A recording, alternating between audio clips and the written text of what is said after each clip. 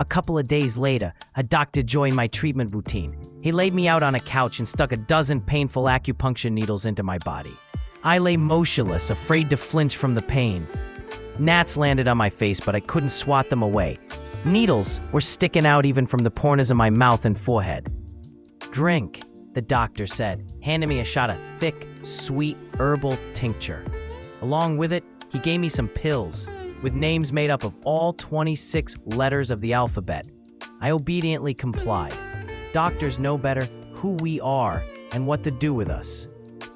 Did a daily 4-hour massages, a new ritual was added.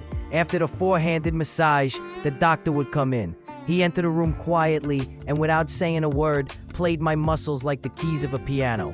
His strong fingers found pain points with terrifying accuracy, making me groan and gasp. 4 hours of torture on my worn-out body ended with an herbal bath where I could finally relax and let my mind unwind. Lying in that potion of herbs and flowers, I suddenly remembered my university lectures. Back then, I couldn't understand what it was all for. Plato, forms, eidos. But now, each of these terms floated back into my memory, as if rising from the broth along with the steam. The world of actuality. That's what we see, touch, and bump our heads against. A house that slowly crumbles, a body that ages, gets sick, and dies. Everything here is ruled by time and change. It's the world of facts, the world of outcomes. Everything moves here, either acting or transitioning from birth to death. Eastern philosophy calls this samsara, the endless cycle of birth, life, disappearance, and transformation. The world of potentiality is completely different, eternal, unborn, and undying. It exists before the brick. It's where the architect got the idea for the brick. The world of forms, of origins. There, everything is possible. Why? But nothing has happened yet. It's like an endless sky full of clouds that haven't started raining. A world where death doesn't exist because nothing has yet been born. Plato called it the world of eidos. Perfect forms, primordial ideas. A chair in a room is just a shadow of the idea of a chair that lives in the world of potentiality. To build a chair, you first get the thought, wouldn't it be nice to make a chair? The idea always comes before the thing itself. It is the essence, the true nature of the object. To the Egyptian priests, this was the realm of spirit, invisible to ordinary perception. To Indian sages, Paramatma, the space where all thoughts, desires, and possibilities live before they take shape in reality.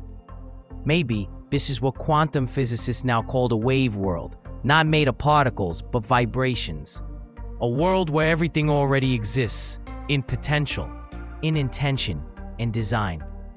There, soaking in my herbal soup, I suddenly realized this isn't a metaphor, it's the very structure of reality. An imagination? It's not a game. It's a bridge. It connects the two worlds. Everything we've ever created, from the wheel to the symphony, from fire to the spaceship, crossed that bridge. Someone received the idea from the world of potential. Someone imagined how to realize it. Someone believed. Someone built. Exactly. I remembered. Philosophers believed these two worlds aren't isolated. The world of potentiality gives birth to ideas that are realized in actuality, through art, invention, discovery. And imagination is the line of communication, the antenna that receives the signals. Wait, so the same ideas that came to the Neoplatonists are now coming to me? How is that even possible? Maybe my mind, through thinking, tuned into a certain frequency, like a radio enthusiast, turning the dial until, through the static and commercials, he finally catches the station that plays exactly what he needs. So who's turning the dial in my head? I got out of the bath and went to lunch. Today's dish was a bit less austere. A herbal salad with chickpeas, at least something filling. I sat by the water on the huge terrace of the dining hall, watching the fish splashing below me. My head was clearing. Thoughts were sharpening. Is our imagination limited? Can it hit a wall, reach a boundary that says you have reached the edge of the possible? What limits it? Many ancient thinkers believed imagination cannot create something truly new. It can only rearrange what is already known. Even the phrase, "in the image and likeness," hints at this. We create, but only from familiar forms. Imagination is recombination and remix. You can't imagine a color you've never seen, or a taste you've never tasted. In the evening, at dinner, I met my first real-life Buddhist monk. He rowed over in a boat from a temple on the island to pick up supplies. He loaded sacks of rice, crates of food, and then sat down to drink tea, fanning himself. Whoa, a real monk! I watched him, thinking I should ask him something profound.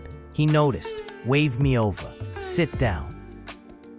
I sat next to him and nervously blurted out, "Tell me, Father, how do you escape the wheel of samsara?"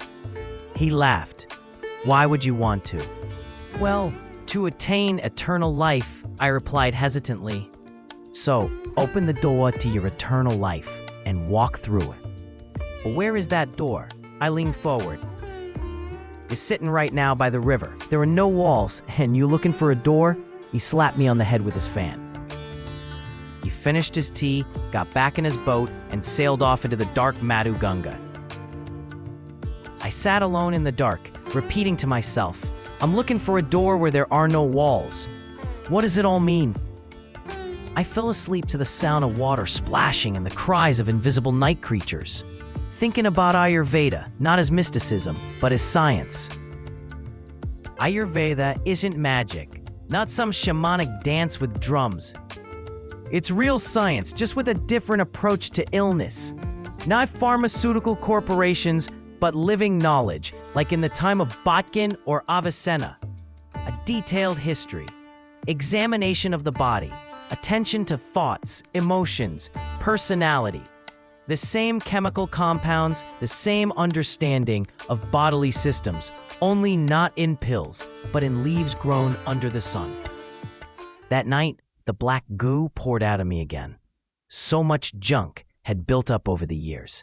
Chemical, mental, emotional. I closed my eyes and in my mind opened a little gate inside myself. Uninvited guests, leave. You're no longer welcome here.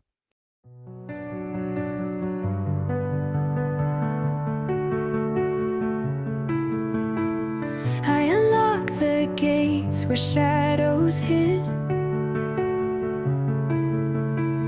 Let the fury and the lies be rid. Goodbye to storms, to battles fought. A lighter heart is all I've sought. Oh, goodbye to the weight I bore. No more chains, I slam the door. Peace and light is my new creed.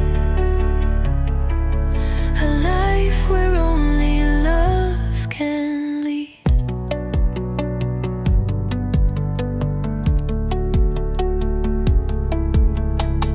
I let the whispers of doubt all